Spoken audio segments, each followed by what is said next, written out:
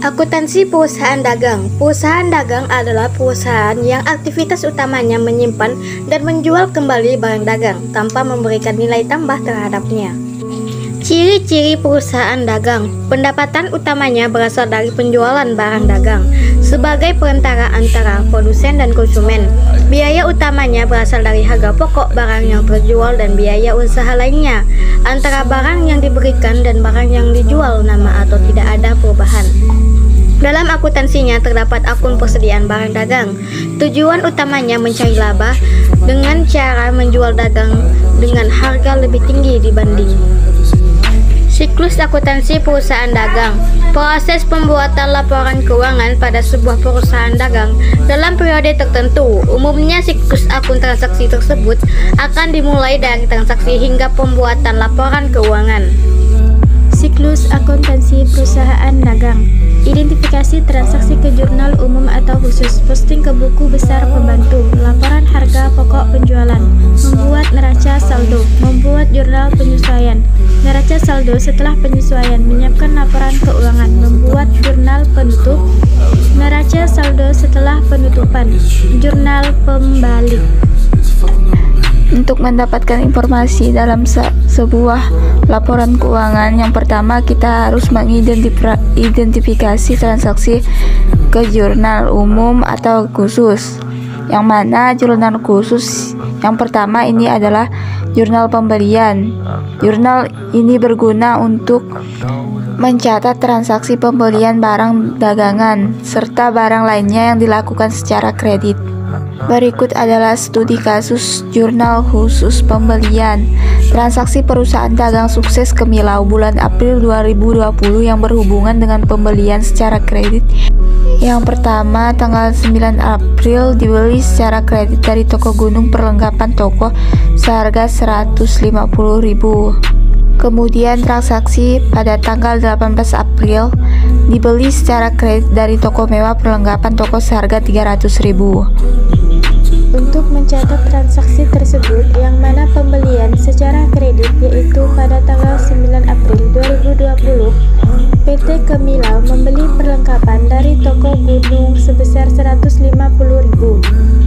Maka jurnalnya di sebelah debit 150.000. Karena perlengkapan termasuk dalam kelompok aset, jadi apabila bertambah di sebelah debit dan kemudian di sebelah kredit, yaitu utang sebesar 150.000. Untuk tanggal 18 April sama seperti tanggal 9 April, yaitu perlengkapan sebelah debit dan hutang dagang di kredit. Kemudian yang kedua adalah jurnal khusus penjualan yang berfungsi sebagai pencatatan transaksi penjualan barang dagangan atau jasa yang biasanya dilakukan dengan pembayaran secara kredit. Kemudian di sini ada studi kasus jurnal khusus penjualan.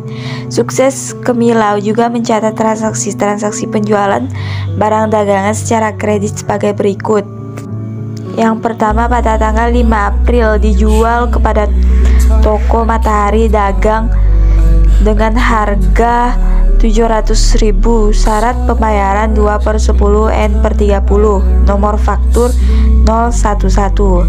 Kemudian tanggal 8 April faktur nomor 012 dikirimkan kepada toko Lili atas penjualan barang seharga 1 juta, syarat pembayaran 1/10 N/30. Nah, jadi di sini jurnal untuk mencatat transaksi tersebut adalah jurnal khusus penjualan, yang mana pada tanggal 5 April 2020 dengan faktur 011 yang dijual pada toko Matahari dengan syarat 2/10 N/30. Maksud dari termin 2/10 N/30 ini yaitu apabila pembeli bisa melunasi utang dalam jangka waktu 10 hari atau sebelum 10 hari, maka dapat potongan 2% dalam jangka waktu 30 hari. Maka dalam transaksi tersebut piutang bertambah sebelah debit sebesar 700.000 dan penjualan di sebelah kredit sebesar 700.000. Untuk tanggal 8 April yang dijual pada toko Lili, jurnalnya sama dengan transaksi tanggal 5 April, namun dengan termin 1/10 N/30, yaitu piutang di debit 1 juta, penjualan di kredit 1 juta. Kemudian yang ketiga yaitu jurnal penerimaan kas, pencatatan transaksi yang berupa tunai, baik itu dengan kas atau cek, di mana jurnal ini disebut sebagai buku kas masuk, yang berfungsi sebagai pencatatan transaksi seperti penerimaan uang, penjualan tunai, penerimaan piutang dan sebagainya. Kemudian di sini studi kasus jurnal khusus penerimaan kas. Sukses Kemilau dalam bulan April 2020 juga mencatat transaksi yang berhubungan dengan penerimaan kas sebagai berikut. Pada tanggal 6 April dijual tunai kepada toko Bahagia barang dagangan dengan harga 500.000. Kemudian tanggal 14 diterima dari toko biru perlunasan faktur tanggal 5 April sebesar 700.000 dengan potongan tunai 2%. Kemudian tanggal 26 April mendapatkan pinjaman uang dari Bank XY untuk sebesar 2.500.000. Nah, pada tanggal 6 April di sini sudah terjadi transaksi penjualan tunai, maka kas bertambah sebesar 500.000 dan penjualan di sebelah kredit yaitu 500.000. Kemudian pada tanggal 14 April toko biru melunasi faktur. Di sini dapat potongan yaitu 2% jadi sebesar 14.000. Kemudian kasnya bertambah karena pelunasan utang dari toko biru yaitu 686.000. Kemudian di sebelah kreditnya yaitu piutang sebesar 700.000. Kemudian yang keempat yaitu identifikasi transaksi ke jurnal umum dan khusus yaitu jurnal pengeluaran kas. Pencatatan transaksi atas pembayaran secara tunai yang biasanya jurnal ini disebut sebagai buku kas keluar, sehingga jurnal ini berfungsi untuk mencatat pengeluaran kas seperti utang, beban perusahaan dan sebagainya. Kemudian di sini ada studi kasus terkait jurnal khusus pengeluaran kas. Sukses Kemilau dalam bulan April 2020 mencatat transaksi yang berhubungan dengan pengeluaran kas sebagai berikut. Tanggal 2 April dibeli tunai barang dagang dari toko Ceria seharga 700.000. Dan pada tanggal 20 April dibayar lunas faktur toko Bintang tanggal 15 April yang lalu sebesar 1 juta dengan potongan tunai 1%. Kemudian transaksi pada tanggal 30 April dibayar gaji karyawan 4 juta. Kemudian untuk mencatat transaksi tersebut pada tanggal 2 April 2020 keterangannya yaitu pembelian tunai. Maka di sebelah debit yaitu pembelian sebesar 700.000 dan di sebelah kredit yaitu kas sebesar 700.000. Karena akun kas termasuk kelompok aset, maka apabila dia berkurang maka dia di sebelah kredit. Kemudian pada tanggal 20 April 2020 yaitu pelunasan piutang dari toko Bintang sebesar 1 juta. Karena mendapatkan potongan 1%, jadi dikurangi 10.000, maka kas yang dibayarkan yaitu 990.000. Dan pada tanggal 30 April 2020 pembayaran gaji karyawan. Maka di sini masuk ke akun lain yaitu beban gaji sebesar 4 juta. Kemudian kasnya berkurang sebesar 4 juta di sebelah kredit. Dan yang terakhir identifikasi transaksi ke jurnal umum dan khusus yaitu jurnal umum. Jurnal yang dipergunakan untuk tempat melakukan pencatatan bagi segala jenis bukti transaksi keuangan pada perusahaan dalam suatu periode. Kemudian di sini ada studi kasus jurnal umum dibeli dari Tuan Doni tunai 200 kg kacang hijau dengan harga 5.400 per kilogram. Tuan Andi mengembalikan barang 15 kg jagung yang dibeli tanggal 2 karena rusak seharga 45.000. Nah, untuk mencatat transaksi tersebut, maka di sebelah debit yaitu retur penjualan sebesar 45 juta. Kemudian di sebelah kredit yaitu 45 juta. Jurnal di atas untuk mencatat pengembalian dan pelanggan karena ada barang yang rusak. Kemudian jurnal yang keduanya yaitu persediaan barang dagangan sebesar 21 juta dengan harga pokok di sebelah kredit yaitu 21 juta. Kemudian posting ke buku besar yaitu mencatat atau memindahkan rekening dan jumlah angka yang berasal dari jurnal ke buku besar dengan memberi tanda posting tertentu, berbeda dengan penjurnalan yang harus dilakukan secara rutin.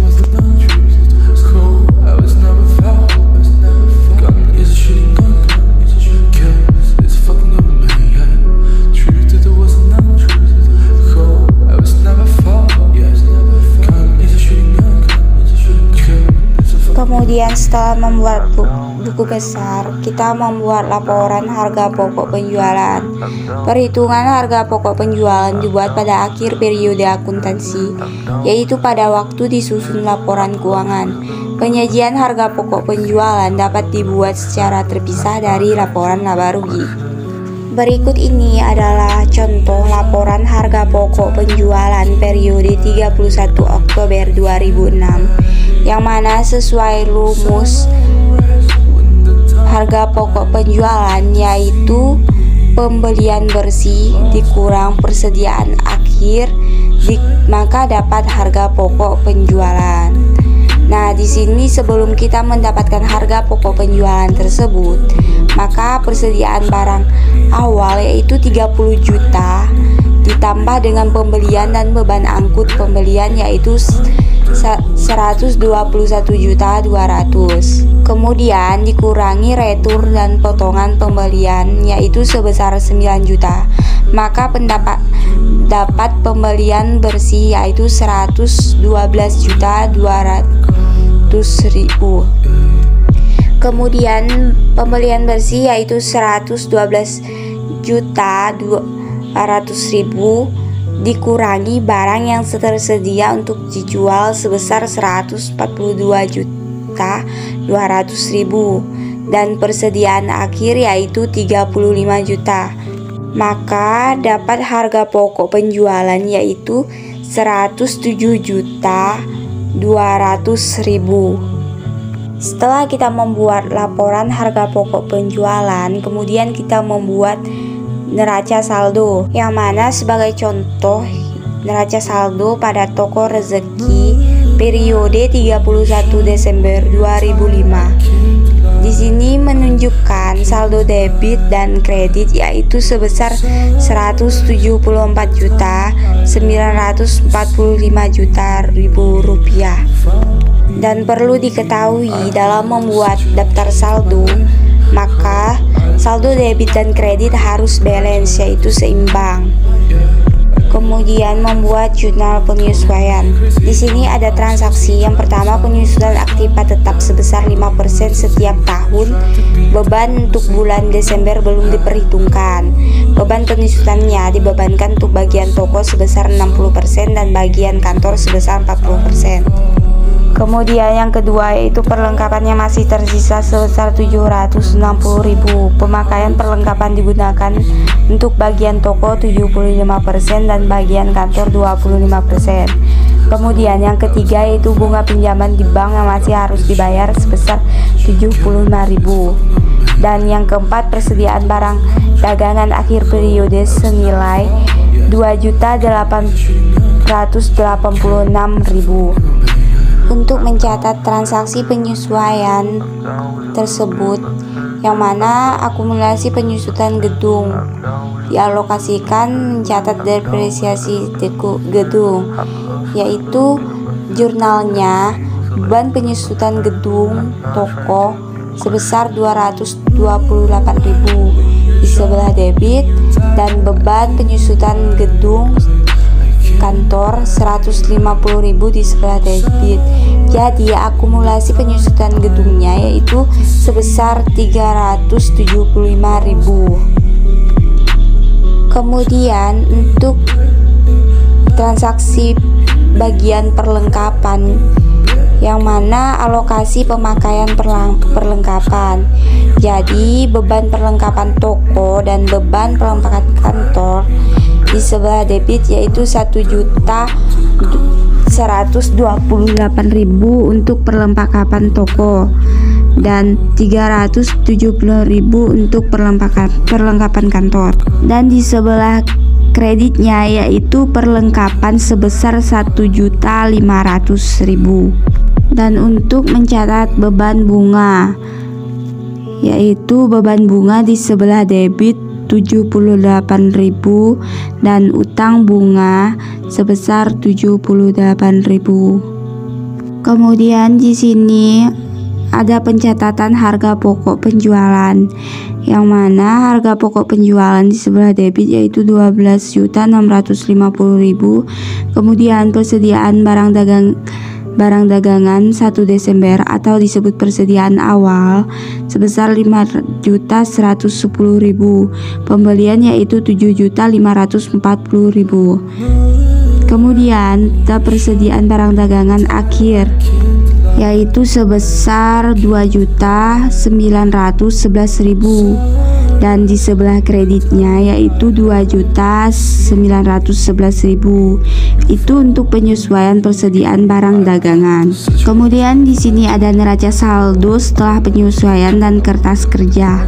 Kemudian di sini ada contoh neraca lajur atau kertas kerja toko rezeki periode 31 Desember 2005. Seperti neraca lajur yang lain, di dalam neraca lajur ini terdapat neraca saldo, penyesuaian, saldo setelah penyesuaian, laba rugi, dan neraca.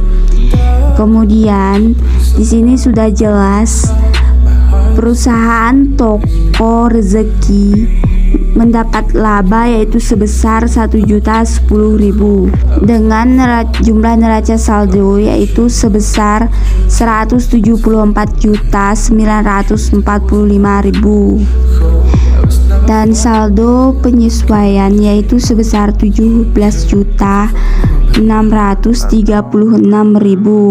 dan saldo setelah penyesuaian yaitu 175.520.000. Dan kemudian untuk laba rugi yaitu selisih labanya yaitu sebesar 1.010.000 sama seperti neraca yaitu sebesar 1.010.000. Kemudian menyiapkan laporan keuangan. Sesuai dengan PSAK, kita membuat laporan laba rugi terlebih dahulu. Di sini ada studi kasus atau contoh dari laporan laba rugi yaitu toko rezeki periode 31 Desember 2005 dan di sini menunjukkan laba bersih sebelum pajaknya yaitu sebesar 1.010.000.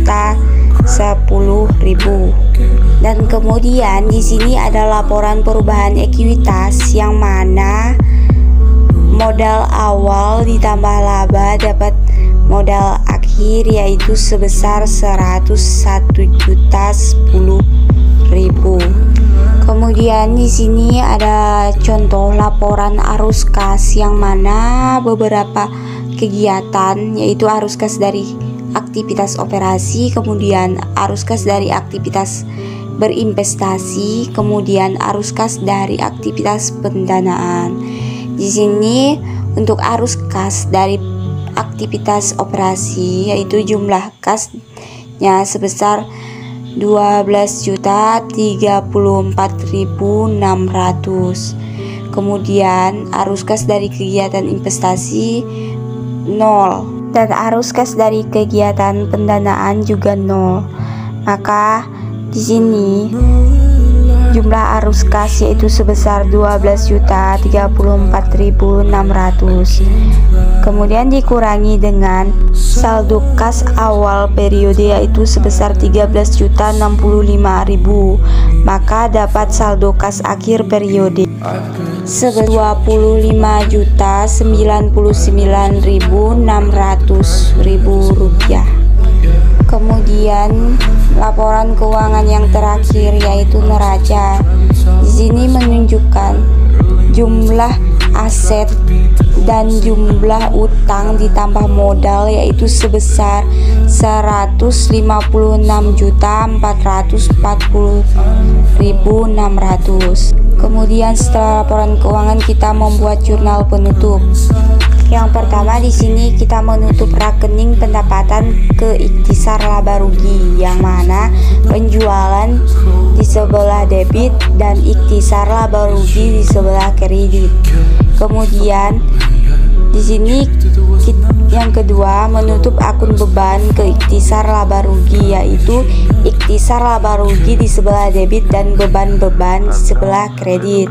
Dan yang terakhir menutup rekening ikhtisar laba rugi ke modal, yaitu ikhtisar laba rugi di sebelah debit dan modal di sebelah kredit. Kemudian yang terakhir membuat jurnal pembalik. Di akhir periode ada penyesuaian kembali atas bunga yang masih harus dibayar. Jadi di sini ada utang bunga dan beban bunga, yang mana sebelumnya beban bunga yaitu di sebelah debit dan utang bunga di sebelah kredit. Dibalik yaitu menjadi utang bunga di sebelah debit dan beban bunga di sebelah kredit sebesar 75.000.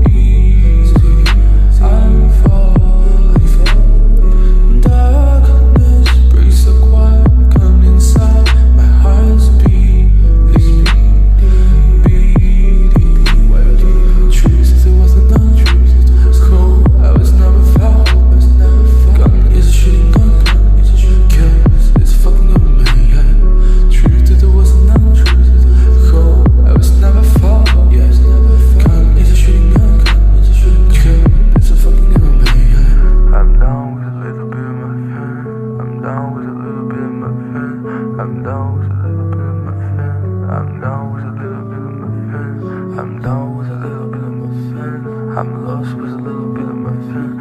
I can sleep with a little bit of my fun. I'm not trying to be regressive.